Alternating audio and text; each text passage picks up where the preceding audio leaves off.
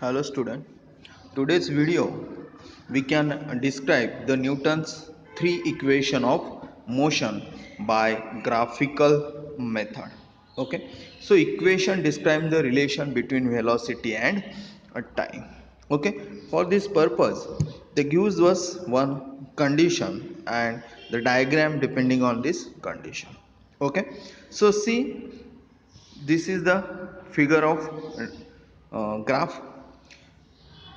So figure 1.9, this is the figure 1.9, shows the change in velocity with time of a uniform accelerated object.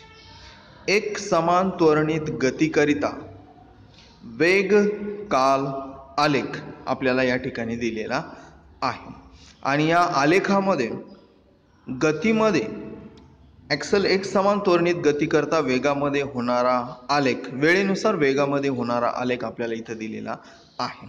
मग the object starts from point D, हा point D आहे.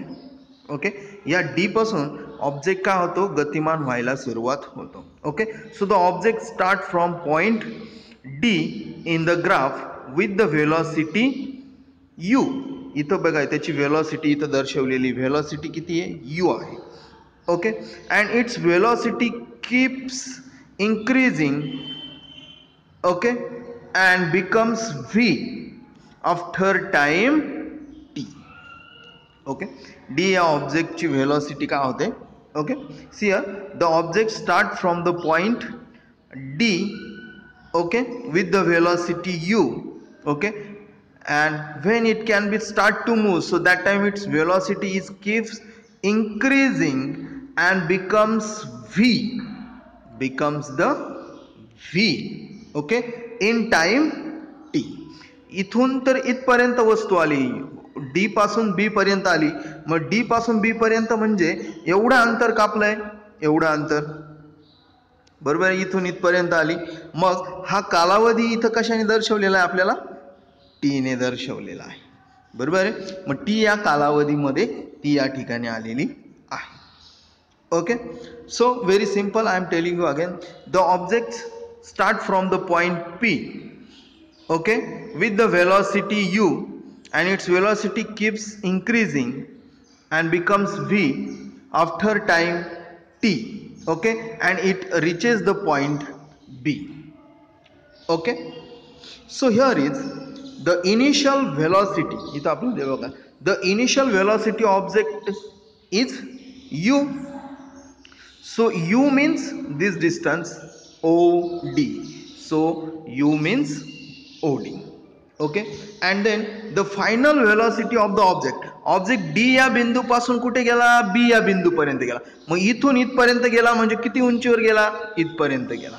बरोबर आहे. मग इथं त्याची velocity किती झाली, व्ही इतकी झाली.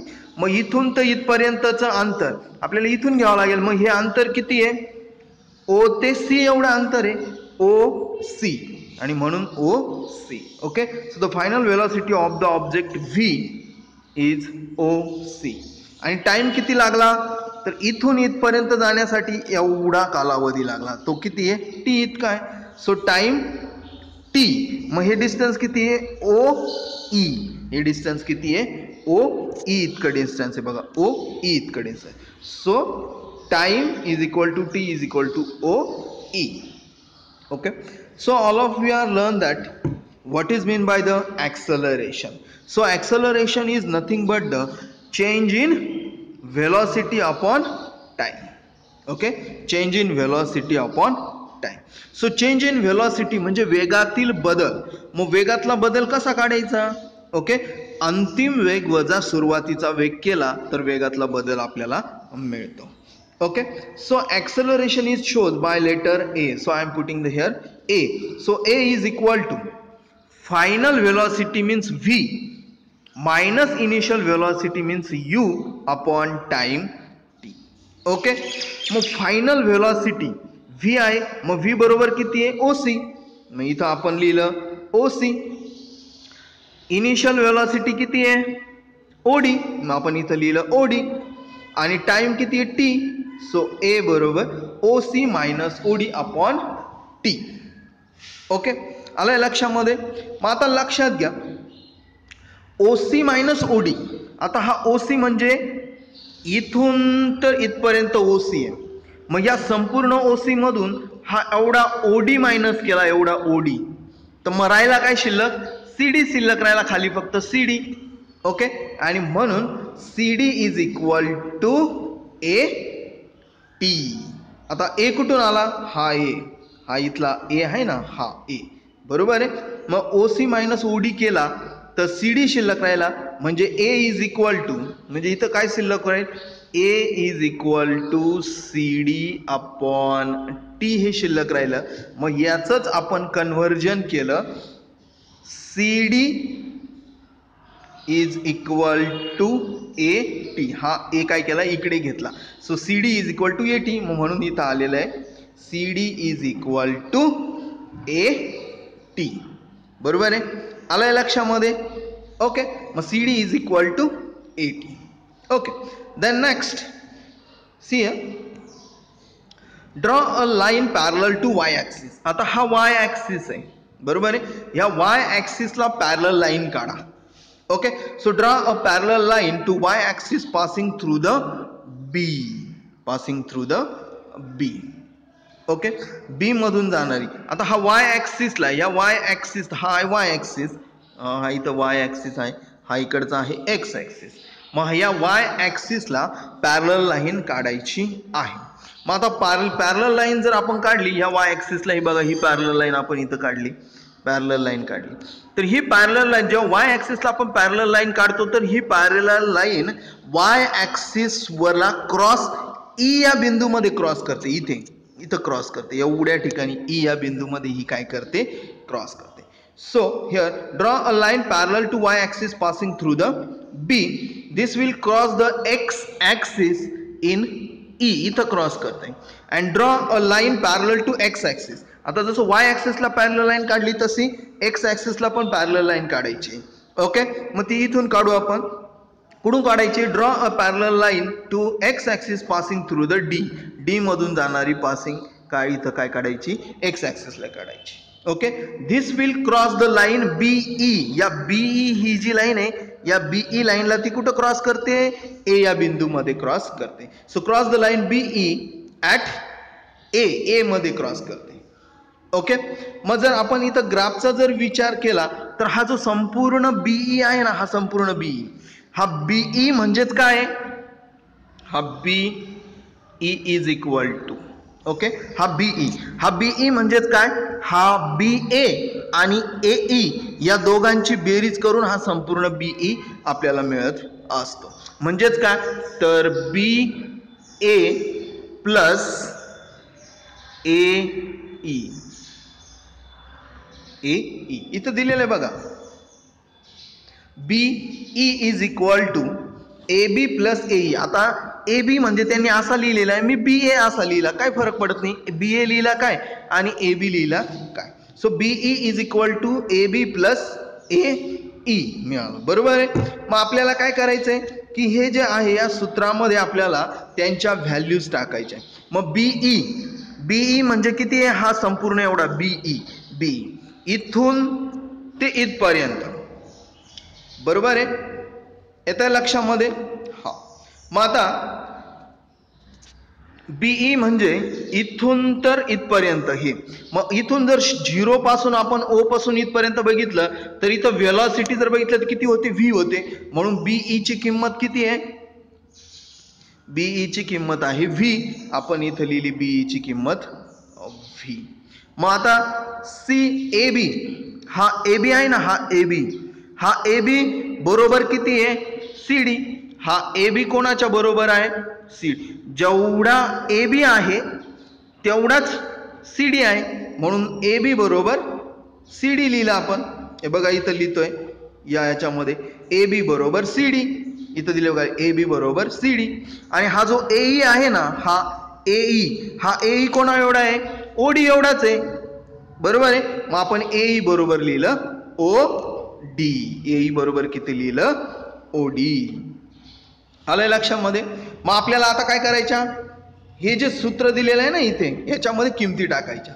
V is equal to CD बरोबर किती CD आता CD बरोबर इथं काढलंय बघा CD बरोबर AT आहे मग आपण लिहायचं CD बरोबर AT आणि OD बरोबर किती आहे इथून तर इथपर्यंत U म्हणून प्लस U लिहिलं मग आता ह्याच सूत्राचं फक्त काय करायचं कन्वर्जन करायचं V is equal to U plus AT V is equal to U plus AT so this is the first equation of motion मग अशा पद्धतीने आपण या ग्राफिकल मेथडच्या साहाय्याने न्यूटनचं पहिलं गतिविषयक समीकरण आपण ग्राफ पद्धतीने मिळवलं बरोबर आहे आता दुसरं समीकरण आपल्याला मिळवायचं आहे त्यासाठी आपल्याला ही आकृती आधी माहीत असणं खूप गरजेचं आहे या आकृतीचं व्यवस्थितरित्या काय करा निरीक्षण करा ओके निरीक्षण केलं ठीक आहे मी लागलंच तर परत इथं तुमच्यासाठी आकृती काढतो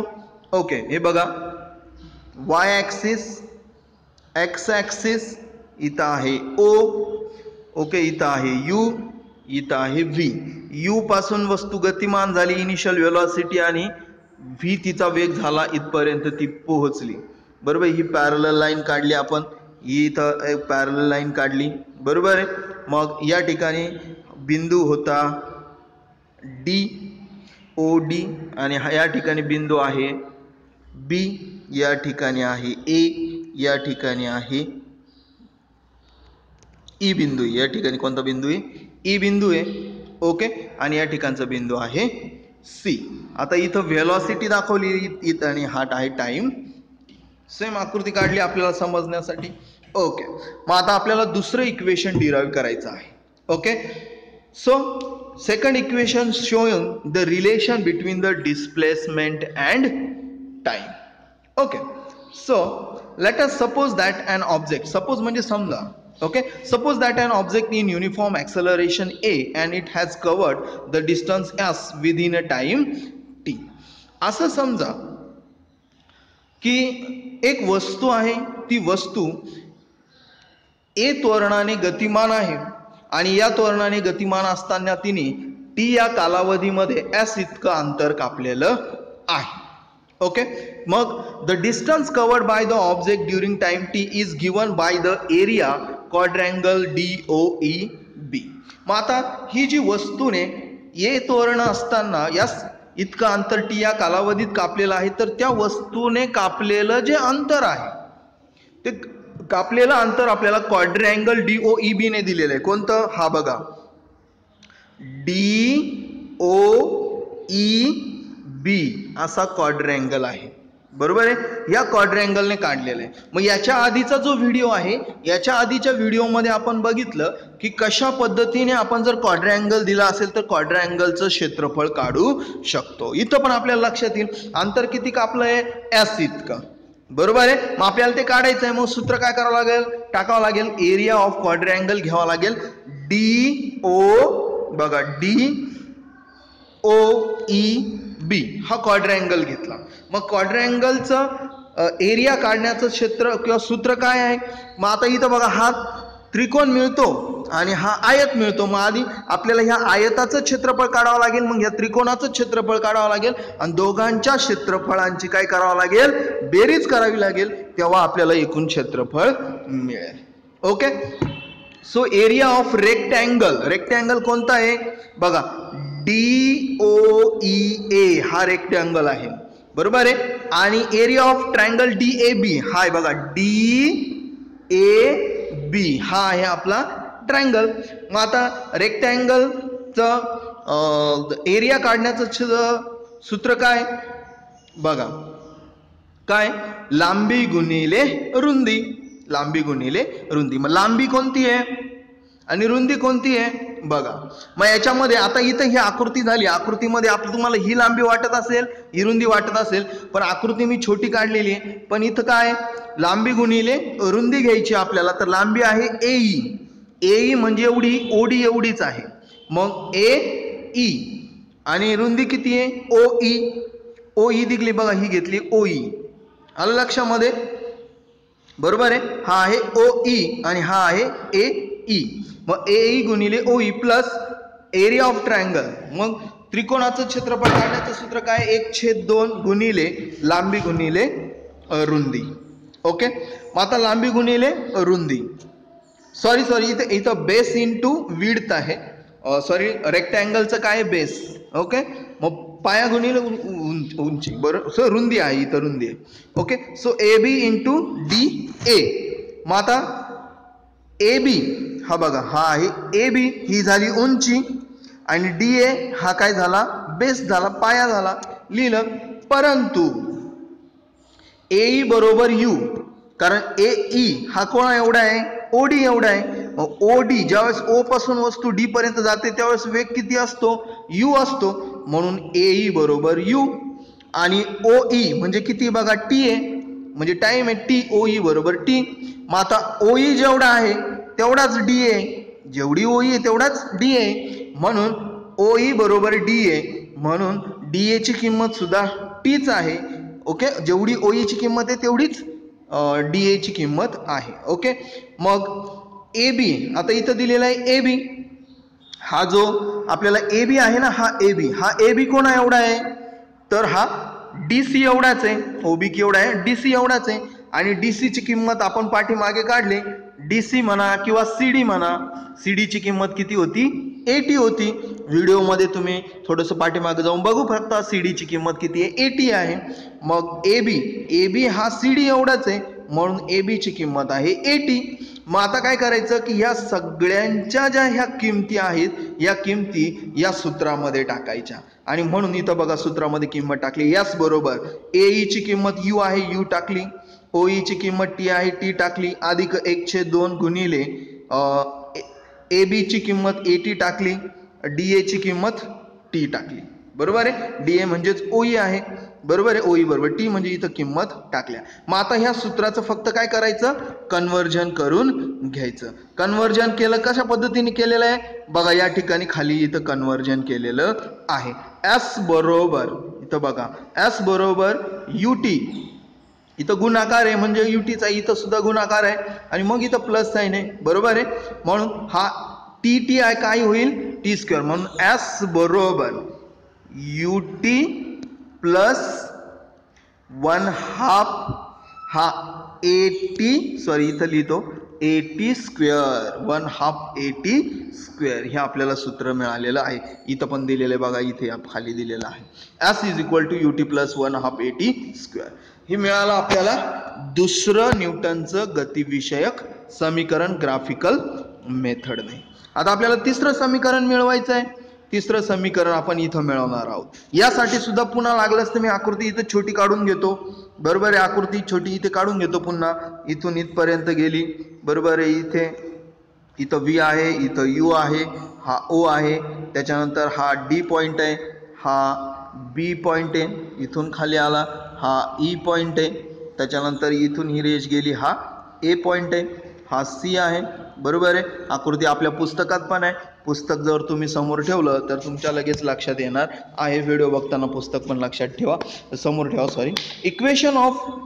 equation describe the relation between displacement and velocity. आता इथं तिसरं जे गतिविषयक समीकरण आहे न्यूटनचं, त्याच्यामध्ये डिस्प्लेसमेंट अँड व्हेलॉसिटीचं रिलेशन दाखवलेलं आहे, तर ते आपल्याला या ठिकाणी काढायचं आहे. मग आपल्याला कंडिशन इथं दिली बघा, we have seen that from the graph in figure 1.9. आता ही 1.9 फिगर आहे. We can determine the distance covered by the object in time T from the area of quadrangle D O E B. आता हाच आहे D B E ओ, हा क्वाड्रँगल आहे. आता तिथं आपण काय घेतला होता बघा, आता तिकडे जसा एरिया काढला, पण इथं त्यांचं काय म्हणणं आहे की हा क्वाड्रँगलच आहे, बरोबर. तिकडे जसा क्वाड्रँगल होता, बरोबर आहे, आपण तिकडं क्वाड्रँगलने काढलेलं डिस्टन्स आपण काढलं, पण इथं काय म्हणतायत का D O E B is a trapezium. जसा तो क्वाड्रँगल आहे तसा तो ट्रॅपेझियम पण आहे. So we can use the formula for its area. मग ट्रॅपेझियमचं सूत्र वापरून सुद्धा आपण एरिया आपण काढू शकतो. मग पुन्हा मग किती एवढं अंतर कापलंय, एस एवढं अंतर कापलंय. मग S is equal to area of trapezium D O E B. मग एस बरोबर, मग आता ट्रॅपिझियमचं क्षेत्रफळ काढण्याचं सूत्र काय, तर 1/2 or 1/2 into sum of lengths of parallel sides. Sum of lengths of parallel sides. Parallel sides म्हणजे काय? समांतर बाजूंची बेरीज. ओके, गुणिले distance between the parallel sides. Okay, ज्या पॅरलल साइड्स, ह्या ज्या दोन समोरच्या पॅरलल साइड्स आहेत त्या पॅरलल साइडच्या मधचं काय काढायचं आपल्याला? अंतर घ्यायचं. अंतर आलं लक्षामध्ये? So 1/2 into sum of lengths of parallel sides into distance between the parallel sides. Okay, मग सूत्रामध्ये किमती 1/2 सम ऑफ, मग दोन बाजू कोणत्या आहे? हे बघा, ही ओडी ही एक बाजू आहे आणि बीई ही एक बाजू आहे. So OD is equal plus BE into, आता हा इनटू डिस्टन्स, हा डिस्टन्स काय? या दोघांमध्ये, या दोन पॅरलल साइड्स यांच्यामधील डिस्टन्स कोणतं आहे? ओई इतकं आहे. मग ओई इतकं डिस्टन्स आपण लिहिलं. परंतु आता इथं बघा, परंतु ओडी बरोबर किती? ओडी इथून तर इथपर्यंत यू आहे, ओडी बरोबर यू, आणि बीई हा बीई म्हणजेच ओसी बरोबर एवढा आहे, बरोबर आहे. मग ओसी बरोबर बीई म्हणून त्याची किंमत किती येईल? व्ही. बीई बरोबर व्ही, आणि ओई हा ओई इथं हा किती आहे? टी, बरोबर, म्हणून आहे टी. मग यांच्या किमती या सूत्रात टाकायच्या. 1/2 गुणिले ओडीची किंमत यू, बीईची किंमत व्ही आणि ओईची किंमत टी टाकलं. परंतु आपण या आधीच्याच शिकलो आहोत क्या? की acceleration is nothing but the change in velocity. Acceleration म्हणजेच वेगातील बदल. मग वेगातला बदल किती होतोय? यू पासून व्ही पर्यंत, बरोबर आहे. आधी यू इतका वेग होता, त्याच्यानंतर व्ही इतका झाला, बरोबर आहे. मग ॲक्सेलरेशन कसं काढतो? अंतिम वेग वजा सुरुवातीचा वेग, final velocity minus initial velocity. मग final velocity V, initial velocity U, म्हणून V minus U upon T. मग इथं सूत्राचं फक्त कन्वर्जन केलं. हा टी इकडे घेतला, हा ए इकडे घेतला, आणि मग सूत्र झालं टी बरोबर व्ही मायनस यू अपॉन ए, बरोबर आहे. मग आता टी ची किंमत आपल्याला मिळाली. ह्या टी ची किंमत आपल्याला या सूत्रामध्ये टाकायची आहे. मग एस बरोबर हेच सूत्र वापरायचं बघा, हे याच सूत्रामध्ये या किमती टाकायच्या. 1/2 हा जसाच्या तसा गुणिले व्ही अपॉन प्लस यू, फक्त टी ची किंमत ही आहे ती टाकली आपण, व्ही मायनस यू अपॉन ए. खाली काय बदल झाला? मग एस बरोबर व्ही प्लस यू. आता हा जो यू प्लस व्ही आहे ना, तो फक्त बदलला, व्ही प्लस यू केला, आणि याच्यामध्ये व्ही मायनस यू अपॉन हा 2 इकडे आला, हा 2 या दोघांचा गुणाकार 2a, आणि हा यस इथे 2a झाला. आणि मग इक्वेशन काय झालं? हा यांना गुणाकार आहे यांचा दोघांचा, म्हणून 2as बरोबर v plus u in bracket v another bracket v minus u is equal to.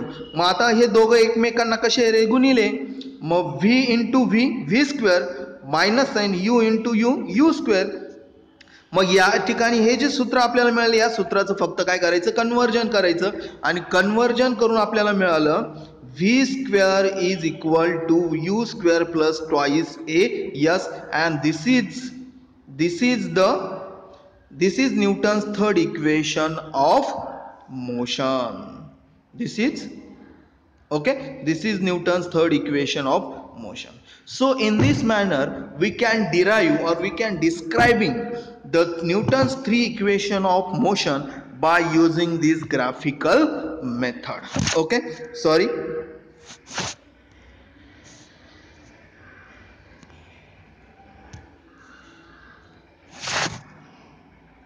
Okay, so in this manner we can derive this equation.